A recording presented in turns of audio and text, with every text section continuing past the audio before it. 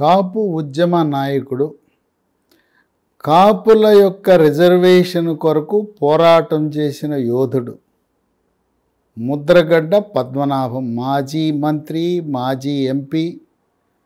ఆయన స్వగ్రామమైన తూర్పుగోదావరి జిల్లా పత్తిపాడు నియోజకవర్గం కిర్లంపూడి గ్రామానికి తన యొక్క హితులను, సన్నిహితులను, కాపు సంఘాల నేతలను, శ్రేయోభిలాషులందరినీ కూడా జనవరి 1న రమ్మని ఆహ్వానించాడు. ఈ ఆహ్వానంలో ఆంతర్యం ఏంటంటే ముద్రగడ్డ పద్మనాభం లాంఛనంగా వైఎస్ఆర్సిపి పార్టీలో చేరబోతున్నాడు. చేరే ముందు తనని అభిమానించే వాళ్ళందరితో సంప్రదించి చేరదామనే అభిప్రాయంతో జనవరి 1న సమావేశం అవుతున్నాడు.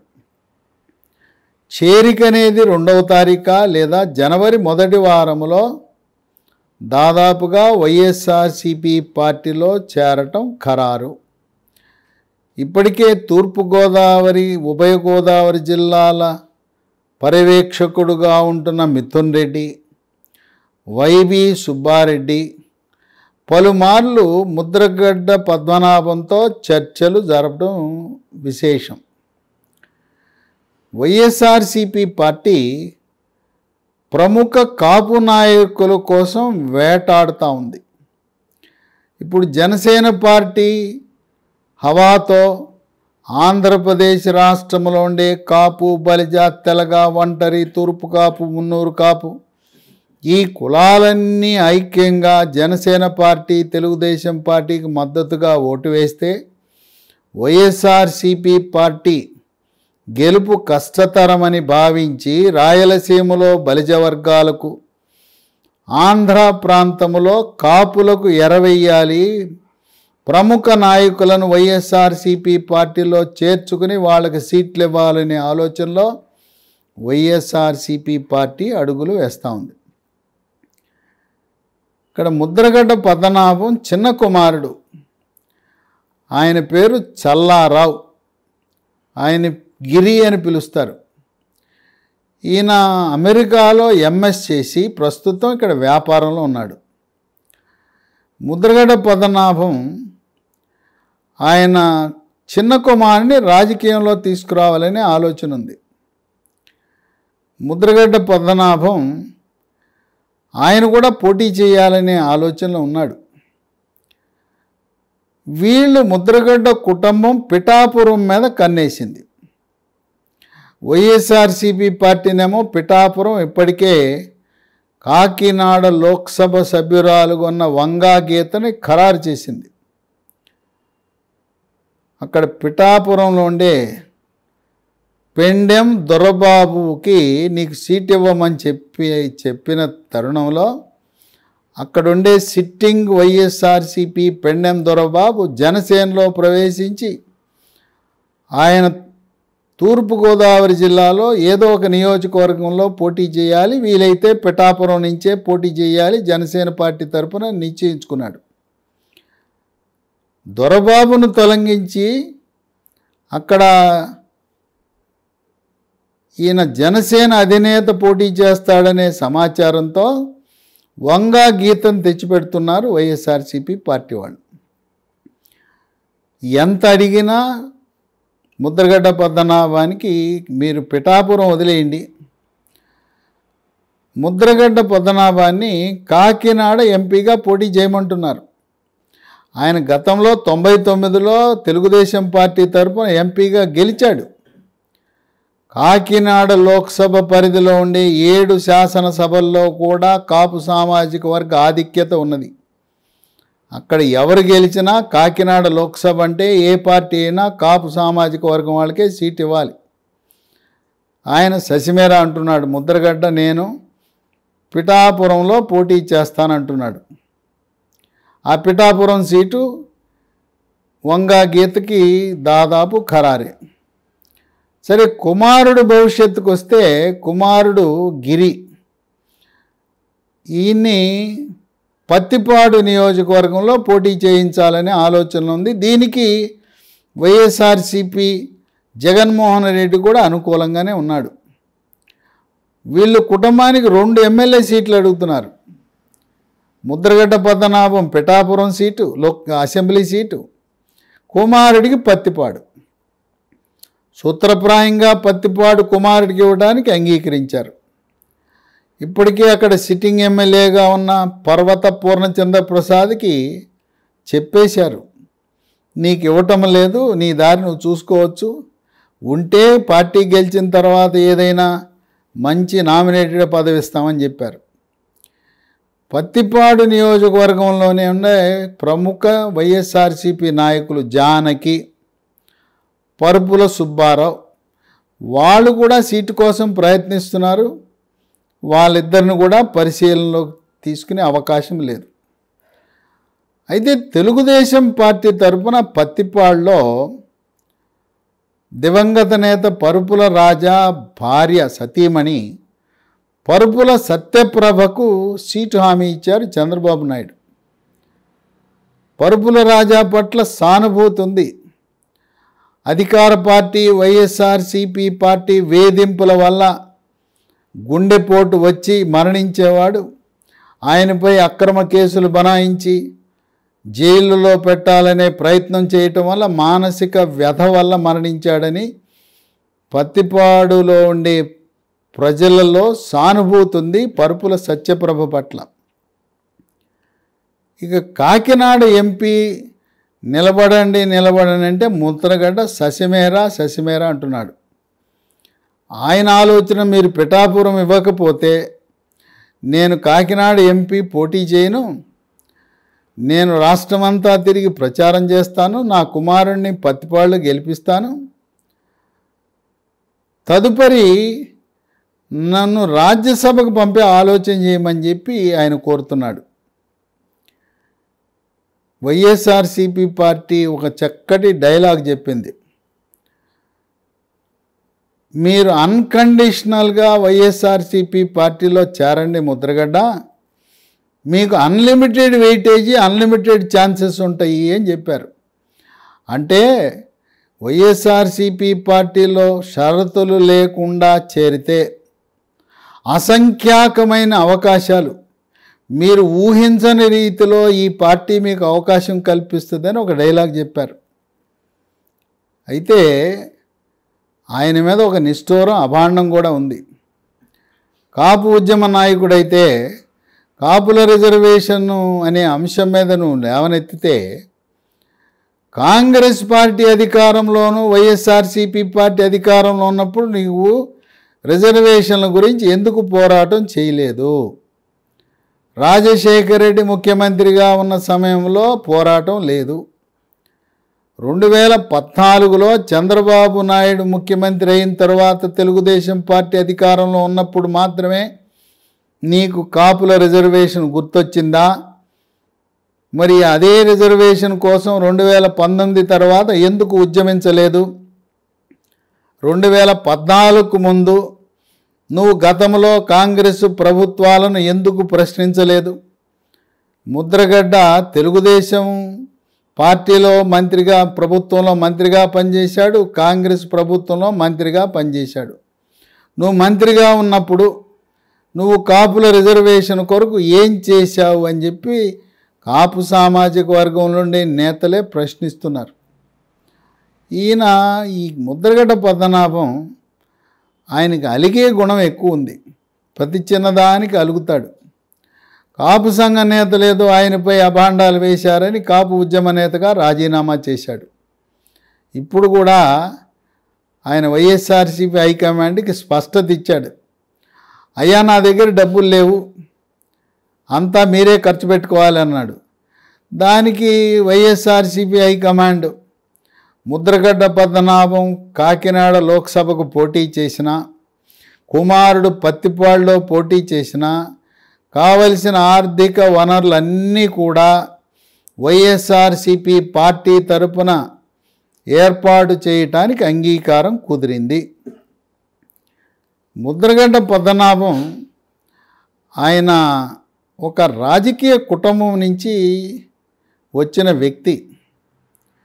ఈయన తండ్రి వీర రాఘవరావు.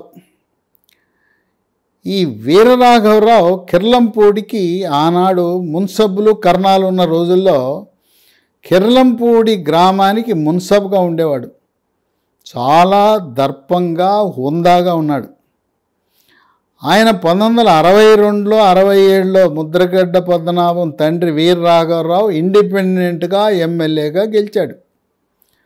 ఆయన సాన్నిహిత్యం ఆనాటి ఉమ్మడి ఆంధ్రప్రదేశ్ ముఖ్యమంత్రి నీలం సంజీవరెడ్డి, తదుపరి రాష్ట్రపతి అయ్యాడు నీలం సంజీవరెడ్డి. ఆ నీలం సంజీవరెడ్డి ఈయన చాలా దగ్గర సన్నిహిత ఆప్తులు, స్నేహితులు కూడా. ఎంతో ఇష్టపడుతుండేవాడు నీలం సంజీవరెడ్డి ముద్రగడ్డ వీర రాఘవరావుని. 1977లో ముద్రగడ్డ పద్మనాభం తండ్రి అకాల మరణం తర్వాత రాజకీయ బాధ్యతలు నెత్తి మీద ఎత్తుకున్నాడు ముద్రగడ్డ పద్మనాభం. ముద్రగడ్డ పద్మనాభం ఆయన ఇప్పటి వరకు 5 పార్టీల్లో పనిచేశాడు. ఇప్పుడు వైఎస్ఆర్సీపీ పార్టీలో చేరితే 6వ పార్టీ. ఆయన రాజకీయంగా 1978లో జనతా పార్టీ నుంచి గెలిచాడు. అక్కడ పత్తిపాడు నుంచి జనతా పార్టీలో గెలిచాడు. ఇందిరాగాంధీ ఎమర్జెన్సీ పెట్టిన తరుణంలో 75-77 మధ్యలో ఎమర్జెన్సీ పూర్తయిన తర్వాత ఆనాడు జయప్రకాష్ నారాయణ ఆధ్వర్యంలో ఏర్పడిన జనతా పార్టీ తరపున శాసనసభ్యుడిగా గెలిచాడు. 78 నుంచి శాసనసభ్యుడిగా పనిచేసి ఎన్టీ రామారావు తెలుగుదేశం పార్టీ పెట్టిన తర్వాత తెలుగుదేశం పార్టీలో చేరాడు. తెలుగుదేశం పార్టీలో 83లో 85లో 2 సార్లు శాసనసభ్యుడిగా గెలిచాడు. ఈయన ముద్రగడ్డ పద్మనాభం 4 సార్లు శాసనసభ్యుడిగా, 1 సారి ఎంపీగా, కాంగ్రెస్లోనూ తెలుగుదేశంలో ఎన్టీఆర్ క్యాబినెట్లో మంత్రిగా కూడా పనిచేశాడు. 85 నుంచి ఎన్టీఆర్తో పాటు క్యాబినెట్ మంత్రిగా కూడా, ఎక్సైజ్ శాఖ మంత్రిగా కూడా పనిచేశాడు. 88లో ఎన్టీ రామారావు క్యాబినెట్ని మొత్తం రద్దు చేసేసాడు. రద్దు చేసి అందరినీ కొత్త వారిని పెట్టుకున్నారు. పాత మంత్రులందరినీ తొలగించాడు. అప్పటి వరకు ఎన్టీఆర్ క్యాబినెట్లో ఉన్న ముద్రగడ్డ పద్మనాభం ఈయన తొలగించుతున్నాడని తెలిసే రాజీనామా చేశాడు. రాజీనామా చేసి ప్రజారక్షణ సమితి అని ఒక పార్టీ పెట్టాడు. ఆ ప్రజారక్షణ సమితి నడుపుతూ ఉండగా క్యాబినెట్ నుంచి తొలగించబడిన మరికొంతమంది మంత్రులు, రాయలసీమ నుంచి కేఈ కృష్ణమూర్తి, తెలంగాణ నుంచి ప్రస్తుత కాంగ్రెస్ సీనియర్ నేత జానారెడ్డి, కృష్ణా జిల్లాకు చెందిన వసంత నాగేశ్వరరావు, వీళ్లతో కలిసి ప్రజారక్షణ సమితి పార్టీని మూసేసి తెలుగునాడు అనే పార్టీ పెట్టారు 1988లోనే. అది ఎక్కువ కాలం నడవలా, ప్రజాబాహుళ్యంలోకి వెళ్ళలేదు. అటువంటి సమయంలో ముద్రగడ్డ పద్మనాభం రాజీవ్ గాంధీతో పరిచయమై రాజీవ్ గాంధీని కిర్లంపూడికి 1988లో ఆహ్వానించాడు.